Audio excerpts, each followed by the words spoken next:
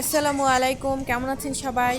আপনারা সবাই আমার কাছে আবেদের ঘাটটা দেখতে চেয়েছিলেন, এই জন্য ফাইনালি চলেই আসলাম আপনাদেরকে দেখানোর উদ্দেশ্যে।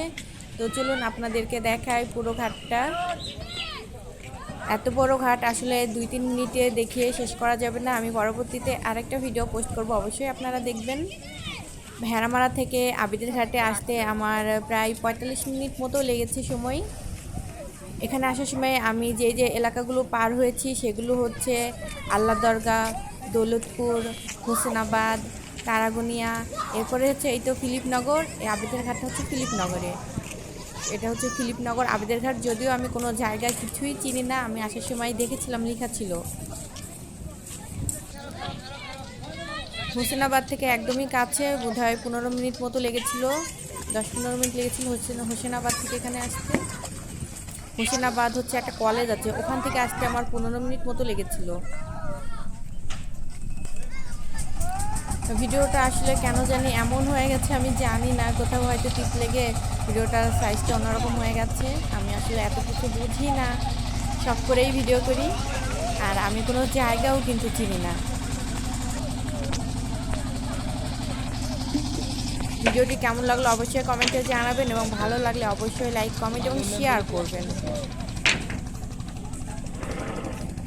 আমাদের কুষ্টিয়াতে অনেক সুন্দর সুন্দর জায়গা আছে, তার মধ্যে আবেদের ঘাট একটি অন্যতম একটা জায়গা।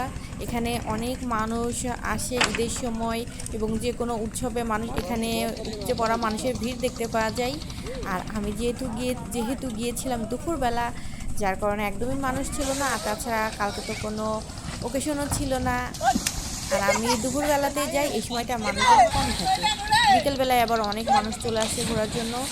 আর এই যে দেখুন কেমন নৌকা থেকে ডুব দিচ্ছে। ছোটবেলায় আমরাও এমন করতাম।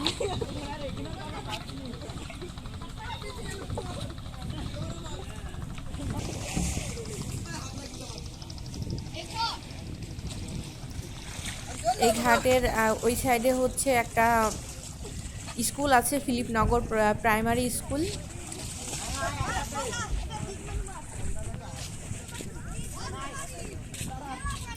আর সোজা হচ্ছে রাজশাহী, আর হচ্ছে বাম সাইডে হচ্ছে ইন্ডিয়া। আমি জিজ্ঞাসা করেছিলাম, ওরা তো এটাই বললো।